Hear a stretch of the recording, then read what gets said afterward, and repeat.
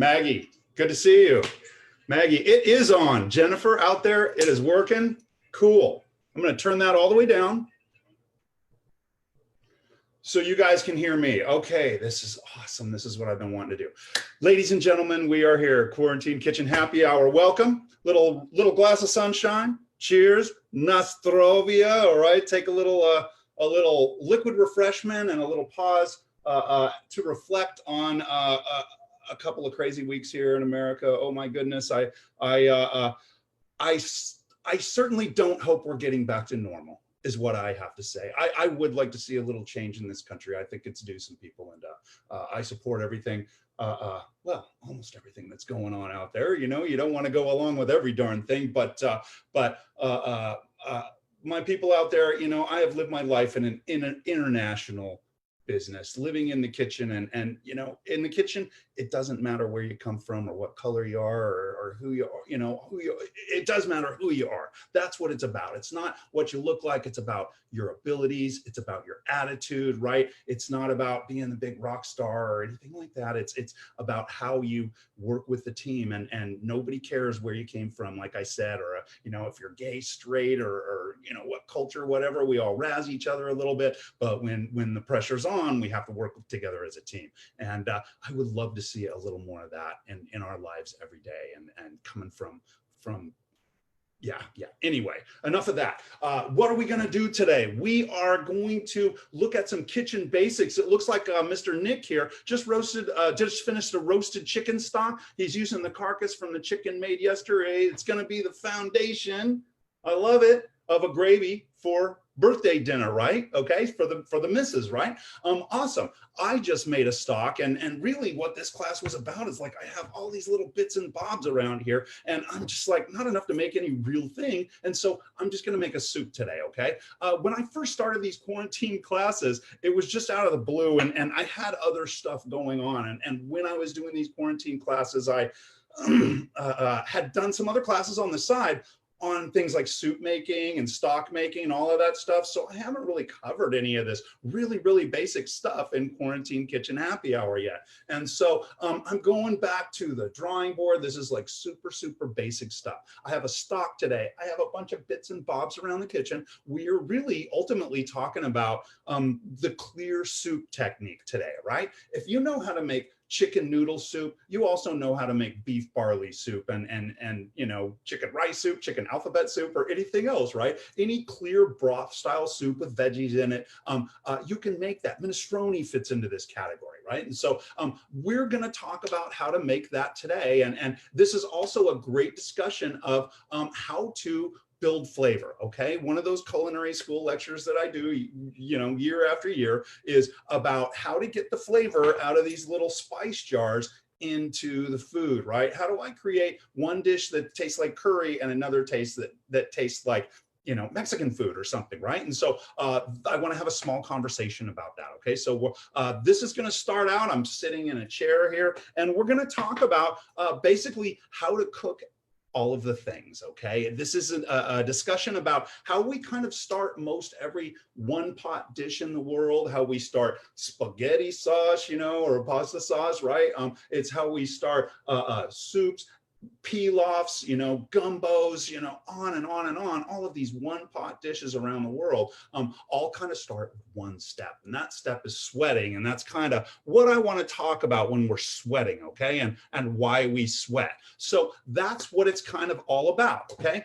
So bear with me, and we'll start cooking here in just a little while. I'm going to make basically a southwestern chicken soup, right? Kind of a version of a caldo, if you're familiar, okay? But ultimately, it's about any clear soup. We're going to talk about how flavors are built first. So sweating is usually the first step that you see in a recipe, and you see it all the time. It's always about, you know, sweating, lightly cooking onions or celery or other aromatics until translucent is usually the word they always use. I don't know why they use translucent and not transparent. I don't know, right? Maybe translucent isn't quite transparent like a pane of glass. But anyway, what is happening while we're sweating? Why are we doing this? And all of that, right? So as we're sweating vegetables, we're doing the same thing our body does when we sweat, right? We are losing moisture, and those veggies are losing moisture too. They're also, another thing is they're losing is acidity. When they sweat, those acids in foods, as we cook them, they're volatile, meaning they evaporate. So the acidity kind of evaporates away too, leaving kind of a softer, sweeter flavor to veggies and aromatics as we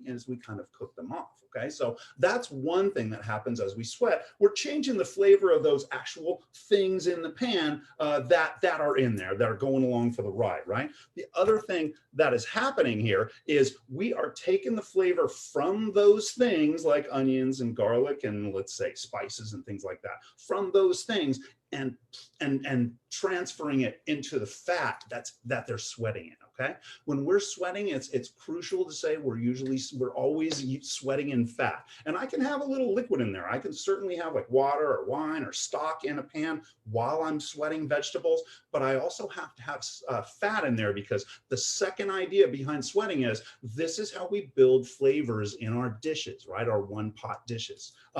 We cook the aromatics in the fat catches those flavors, and the fat acts as a vehicle for those flavors to be carried into the dish, right? This is how we set up the veritable DNA of a dish's flavor, okay? And so we're gonna look at some different flavor profiles here, right? And we're gonna kind of look at it. As I said, when we're looking at different flavor profiles around the world, like I said, we can do like Mexican food, and we can do curry or what have you, right? Asian food, what have you.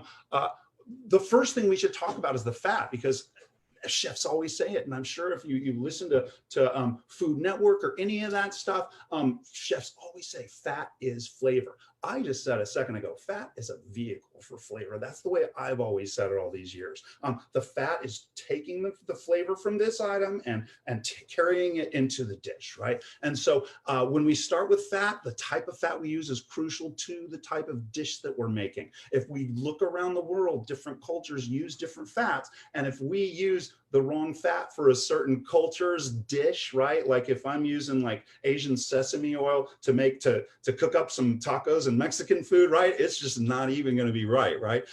So the type of fat is very, very important. And so we're going to go around the world and we're going to look at the different fats they cook with, right? And then we are also going to look at those combinations of that term I use, aromatics, okay? So this is going to be like garlic, onions, those flavoring ingredients. I'm not throwing, pieces of ginger into a dish so we can eat ginger to get its nutrients so much as to get flavor out of it, okay? So ginger's an aromatic. It's those things we add to get flavor, right? Spices and herbs fall into this category too. And so when we're talking about spices, typically we will see those spices toasted off before we sweat them. Sweating is a moist heat application, right? There's a lot of steam involved in this as we're getting these vegetables translucent, right? And so as it's cooking out, we are kind of getting the fat kind of the fat is flavored and everything, and we are kind of not able to toast those spices off, right?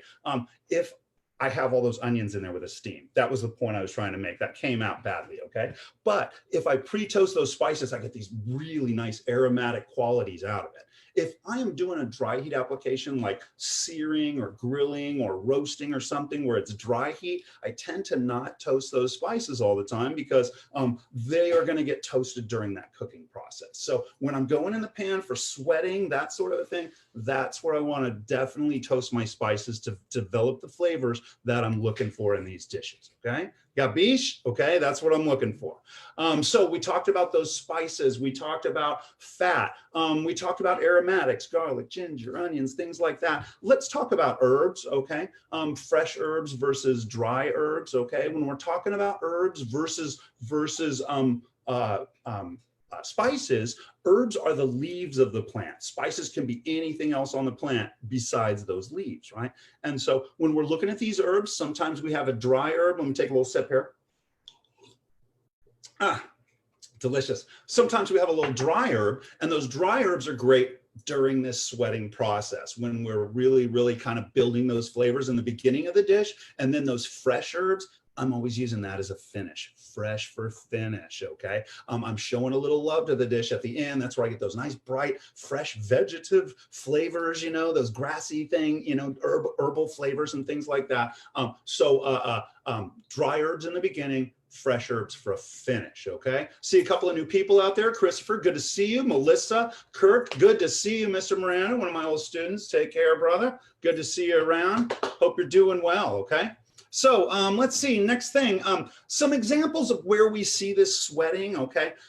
Almost any soup that you're ever going to see on the planet starts with sweating, doesn't it? Right? Think about it. If I'm making, you know, you're going to see me sweat some items today, but if I'm making clam chowder, a totally different kind of a soup, hey, I got to, you know, maybe cook off a little bit of bacon or something, and then I'm sweating out some onion and celery, and then I'm kind of working in all my potato and my clam juice and kind of some flour, and I, you know, thicken it, and then I can simmer it off or whatever. I'm still sweating the vegetables in the beginning of this one, right?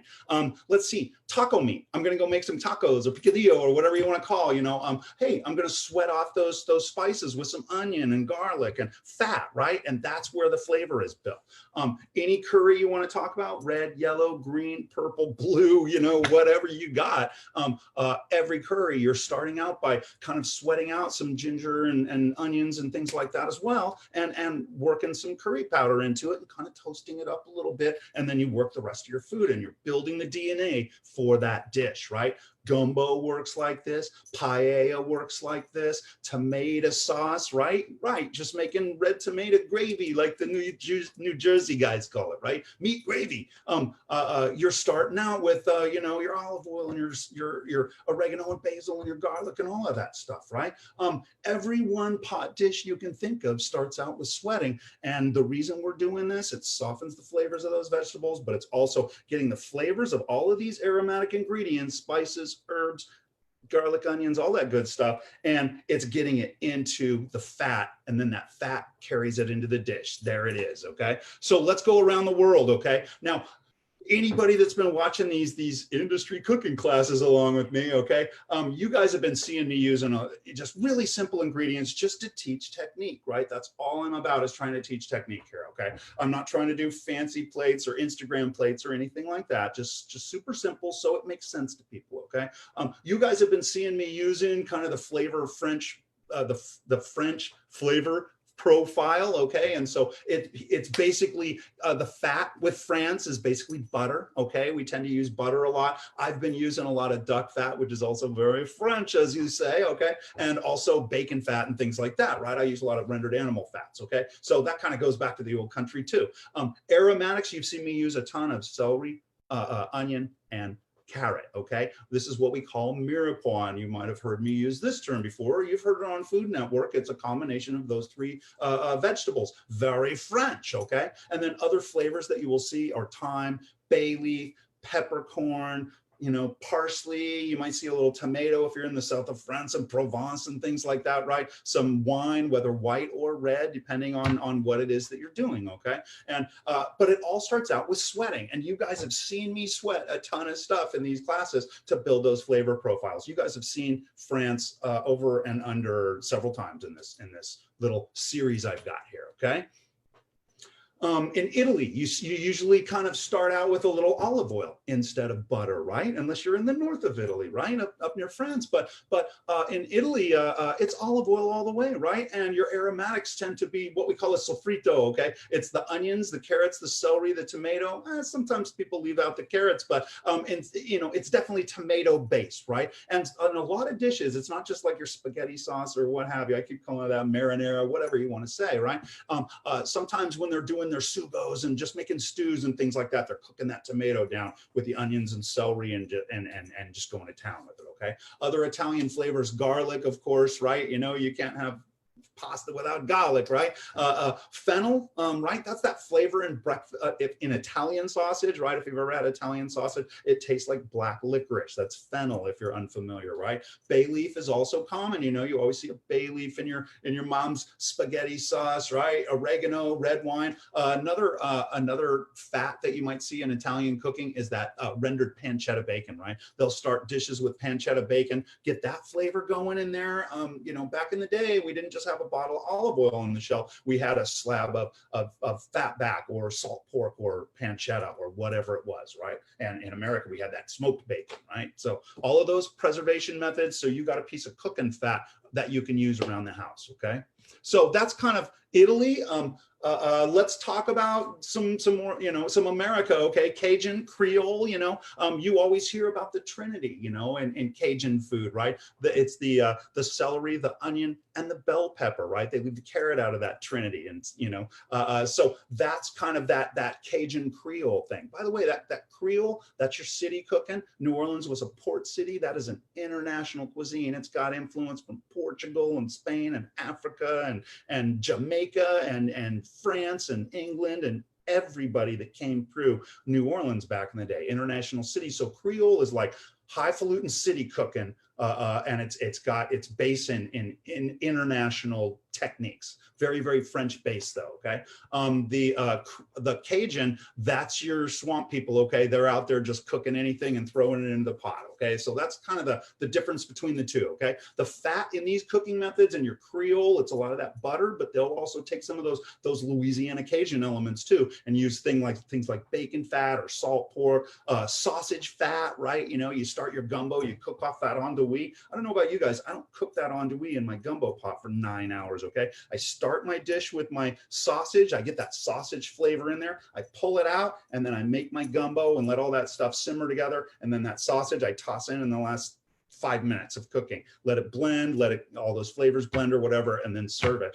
You sit there with a cut piece of sausage in your gumbo simmering for 3 hours. It's just going to be a dried out piece of sawdust, right? So those meats, we'll start by cooking all these meats in a pan, and then we pull that all out, cook the rice or the gumbo or whatever it is, rice in a case of a jambalaya, right? And then you cook everything together, cook out the sauce for your gumbo, whatever, and then add everything back in there. All that stuff that would dry out during that long process. Other flavors for Cajun Creole, you got your bay leaf again, those French flavors, the thyme, the garlic, the black pepper, right? But you also have cayenne pepper, right? You got a lot of cayenne down there, okay? Scallion, a lot of scallion filet powder, which is sassafras leaves, okay? So that's the Cajun, the Creole, the Trinity, that's the celery, the onion, and the bell pepper. Very fine, okay? We start getting into Asian food. God, you could be a doctor, right? You could write a book on just Asian cuisine, and so several books have, right? So I am just scratching the surface here, okay? Just when I was coming up cooking, we had a thing for the aromatics in my Asian cooking, and it was that we called it Asian mirepoix. It was ginger, garlic, scallion. Okay. And we would keep that stuff. I would keep it minced up on the line. I might put a little drop of sesame oil in there. And then I would start doing my stir fry with just a little neutral oil, like a vegetable oil or something like that. Right. And I kind of do my stir fry, and then it starts getting near the end. I take a little dollop of that Asian mirepoix, the ginger, garlic, scallion, with that sesame oil in there. And then I kick it in there. That sesame oil is toasted. I don't want to overcook it. It'll get bitter. And so it goes in kind of near the end, and I can really, really develop that really fresh, aromatic, garlicky, gingery kind of flavor profile in there. It's beautiful stuff. And a lot of line cooks know about that Asian mirepoix, ginger, garlic, scallion. I do equal parts. And the scallion, that's your green onion. This is where I use up my scallion white. I chop it up, I mince it up, and put it in that blend. And it gives me that green onion flavor without turning everything all green. Right? So beautiful stuff, okay? Other aromatics, the fat for that, I think I mentioned, like a toasted sesame oil. If you're doing, like a stir fry at home or whatever, and you don't have a little dollop of that, a little drop of that toasted sesame oil, it just doesn't taste right. It's not the right thing, right? And so that's a very important flavor. Other things, I mean, Asian cooking, you could go on and on, right? Chilies, shallots, sometimes you'll see a lot of shallots in recipes, chives, cilantro, star anise, 5-spice, and lots of different like jarred sauces and things like that you can purchase. You go to a Chinese market and you can get lost in there, right, for days. Okay. Let's see. I got Livia out there. Brandon, good to see you. Carlos, James, Mason, awesome to see you. Let's see. What do I got here? One of my favorite techniques to teach, the flavor sweat lodge. Hey, I like that, Sandra. Thank you. Creating a flavor sweat lodge. Developing those flavors. That's what's all about. Let's do another country, okay, or another region. Thai food, okay.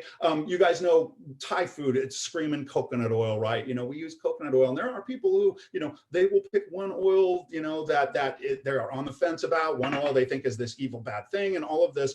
I tend to use the fat that's appropriate to the country. So if I'm doing Thai food and I'm not using coconut oil, you know, it just doesn't taste right, right? And so coconut oil is the one I use for Thai food, okay. Also, you know, I might use some of those neutral vegetable oils as well for that. With Thai food, I'm looking at like garlic, chilies, ginger, and also you might have heard of galangal or galanga. It's like Thai ginger. It's like really, really fibrous. Usually we'll like basically like chop a chunk of this stuff off. It's like bamboo, and you just kind of put a couple of slices of this galanga into a dish and then pull it out at the end like a bay leaf, and that's how you use that stuff, right? But you will see that in Thai food. You'll see coconut milk, of course, right? Lemongrass, cilantro, peanut butter, right? Things like that, and you're like your prawns and stuff like that, and also those kaffir lime leaves, right? They're these little two-lobed leaves that look kind of cool, right? And they just give you this big lime flavor. It's a little strong for some people, I will say. Let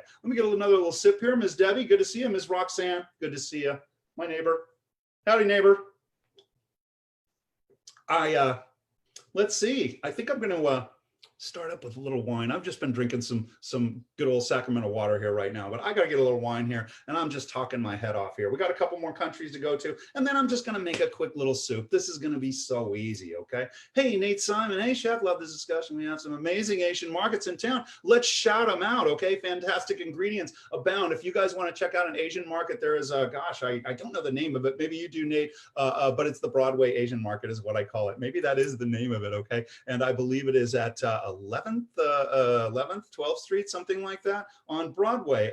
There is also, if you want to go to a supermarket that'll blow your mind, and I think it's very hygienic, very important in these days of COVID, Otto's Market over on Freeport Boulevard. You walk in this place and you feel like you're in another country in one of those cute, super high-tech Japanese supermarkets. If you guys haven't gone to Otto's, you should go check it out. It's definitely cool. And word on the street is that Otto's has some, you know, they have a very fine fish department. Okay, so if you're looking for good fish, you know, that's one of the places in town that a lot of people that you can go, and a lot of people don't really know it's there. Otto, O-T-O. Check it out. I love that place. Ms. Jennifer, good to see you. Asia Food Center. That's, let's see, is that big monster out on Florin Road, right? You can get in there for days. There's the one out in Rancho Cordova too. What's that? Oh, 13th and Broadway is the Broadway Asian Market. Coriana Plaza. I haven't been there. Shun Fat in San Francisco. Wow, we could go on for days. Otto's for sure. Madan, good to see you. This is awesome. This is awesome. I got the chat going here now. Oh my gosh, I feel like it's all falling into place. KP, that's the one I was talking about out there in Rancho Cordova. I used to get lost in that place all the time. I loved getting lost in there. Right? So let's see, we talked about Thai food. Next, India, okay? The cooking fat in India to really do traditional Indian food, we're talking about ghee, okay? If you've never heard of ghee before, ghee is butter that has simmered out all of the impurities, okay? It's basically butter fat. When you melt butter, you might know that there's some little funky white things that float around on top. Those are milk solids, okay? And then there's actually water in the bottom of it, okay? It's milky. It looks like skim milk, like almost transparent. That's the whey, okay? And so butter separates out into three parts. And in India, they will put that on a low flame and just let it simmer, bloop, bloop, bloop, bloop, bloop, bloop, bloop. And all of that water simmers out. And then once the water simmers out, the milk solids that I mentioned, the floaty things on top, they start browning and they start sticking to the sides of the pot. And after a while, if you do this properly, you will have just the golden brown butter goodness stuck to the pot, and the butter itself inside, that clean butter fat, has this nutty awesome flavor to it. It's this toasty nutty flavor, I should say, right? And so ghee is the traditional cooking fat of India, and if you're not using ghee, it just never tastes like my grandma's Indian food, okay? Right? And so aromatics in India, you will see onion, garlic, chilies, ginger. I also see tons of shallot in there. Let's see other flavors. You might see some tomato worked into it, especially if you're getting over into the eastern areas, you know, where the Portuguese trading was all going on in there. All your curry powders, garam masala from the south, right? And it's going to have that darker curry powder that's kind of cinnamony and clovey. It's more of those sweet spices, right? Let's see, turmeric. Turmeric is that spice that gives curry its yellow flavor. Cumin seeds. We're going to play with some cumin seeds today. And fenugreek. Fenugreek is another one. It just looks like little chipped off pieces of. It looks like yellow kitty litter. That's what it looks like. Okay. I just thought of it. But also another spice. You know, I usually will kind of just grind it up in a mortar pestle and work it into dishes. Okay. So those are some flavors from India. Okay. We're going around the world with this, and it's all about starting a one-pot dish. We start by sweating this stuff out, having the right fat for the right region and the right spices for it, the right flavor profile, right? When we get into, you know, what do we call Latin cuisine? You want to call, you know, from you know, the American border on down south, right? You know, we're looking at fats like lard, bacon, sausage, things like that, some chorizo and things like that, you know, Mexican food and things like this. When we are looking at aromatics in south of the border, okay, we're looking at like onion, garlic, we are looking at bell peppers, we're looking at tomatoes, and oftentimes that tomato is cooked down to where it's kind of dark. And I mentioned that in the Italian sofrito. This Mexican style is also called a sofrito. And working that tomato in, here's an example of that when I'm starting a Mexican rice, right? I will cook up some garlic and onions. I don't like the bell pepper in there personally. And you know, and then I work a little tomato, and I also work in my spices that you're going to see in a minute. I may as well tell you, okay, I'm going to use some cumin today, a little chili powder. These are just bare minimum things, okay? I'm going to use a little oregano, a little coriander, and a bay leaf. You know, I'm just 5 spices. You know, I try to keep things super simple, okay? I mentioned the fat, lard, bacon, sausage, right? Things like that. Aromatics, garlic, onion, bell pepper, tomato. You're going to see chilies, you know, any chili you can kind of think of. In fact, chilies were originally from the Americas. The European nations and never saw, or Asia never saw the chilies until the migration, the Columbian exchange, the migration of ingredients between the old world and the new. So let's see, citrus, another part of that exchange, right? Citrus is another one of those flavors. Coriander, I mentioned, another name for that is cilantro. So those coriander seeds you see are cilantro seeds. Let's see, and also wine. You know, you'll see some wine in Latin American cooking. Okay, and so that's sofrito, and we are actually going to use some of these flavors today. I just kind of mentioned it. I'm going to pull out some ingredients, and we're going to kind of go over soup making technique. That's what I want to kind of look at right now, and then you're going to see me put together a soup. Okay,